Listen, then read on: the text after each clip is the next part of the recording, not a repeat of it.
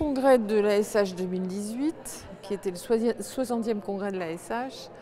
la Société américaine d'hématologie, j'ai quand même beaucoup pensé à nos patients, car on est dans une période de grande transition et d'évolution très constructive,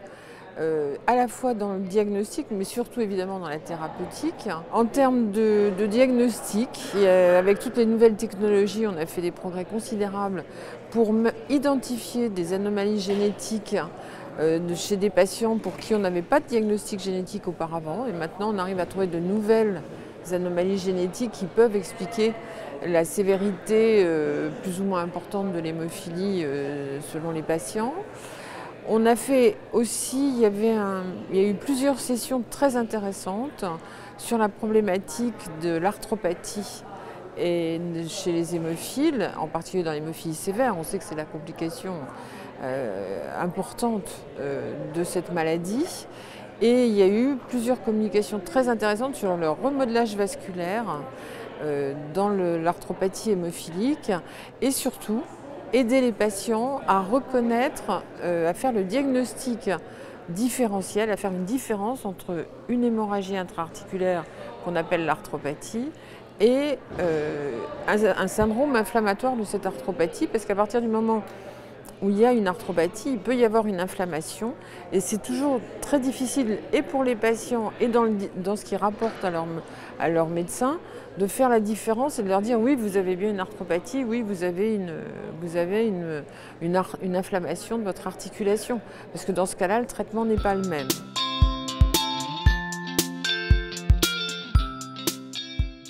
On a parlé des traitements et de l'importance de la prophylaxie.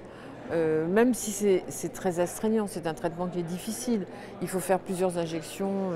intraveineuses par semaine. Mais on a eu les résultats de 2 études qui ont montré l'importance de commencer les schémas de prophylaxie très tôt dans l'âge, puisqu'il y a une étude qui portait sur un groupe de patients qui a eu une prophylaxie dite précoce avant l'âge de 6 ans, et même la moyenne d'âge, c'était aux environs de 1 an. Et avec un bilan de l'évolution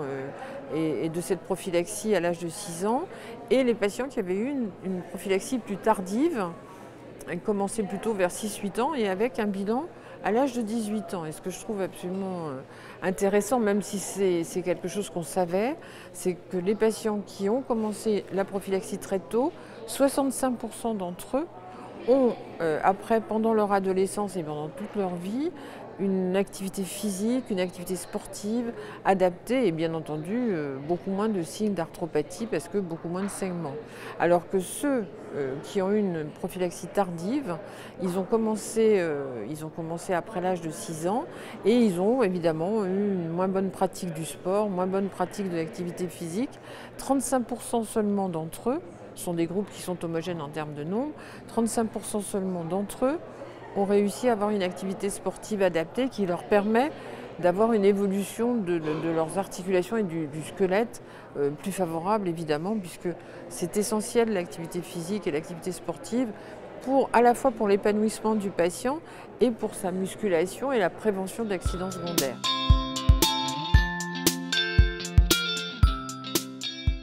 L'élément très important, ça a été toutes les mises au point qui ont été faites sur les thérapeutiques,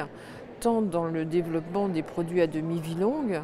avec l'arrivée prochaine des produits dits pégylés, des facteurs 8 dits pégylés. C'est un facteur 8 qui est transformé auquel on rajoute un radical pégylé. On commence à avoir des résultats. La difficulté de ces traitements, c'est la tolérance. Il y a quand même des effets indésirables rapportés, en particulier chez les enfants. Et d'ailleurs, c'est certainement pas par hasard que ces produits, pour le moment, les produits pégylés ne peuvent pas être prescrits à des enfants qui ont moins de 12 ans. Et puis, puisqu'on a beaucoup parlé de traitement, on a beaucoup parlé de prophylaxie, et il a bien été remarqué, insisté dans les communications,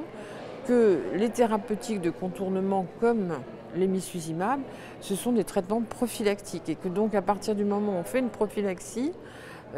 c'est pour cette raison que ces traitements sont très importants, on a bien sûr un meilleur résultat sur l'avenir du patient et son évolution en âge.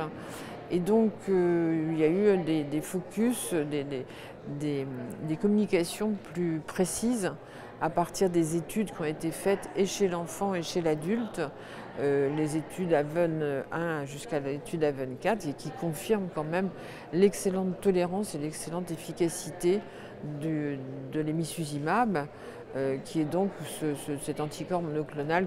qui arrive à se fixer entre le facteur 9 activé et le facteur 10.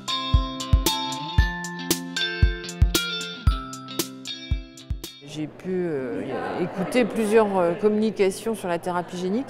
Je crois que nous avons actuellement 4 études de thérapie génique pour le facteur 8 avec des lignées cellulaires, enfin des vecteurs cellulaires assez proches, et au moins 5 ou 6 études dans l'hémophilie B, et dans les études d'hémophilie B en particulier avec l'obtention de taux circulants de facteur 9 en plateau autour de 40-50%, qui sont des taux dits hémostatiques, c'est-à-dire qu'ils assurent une bonne hémostase, et ils sont bien sûr une très bonne prévention aux accidents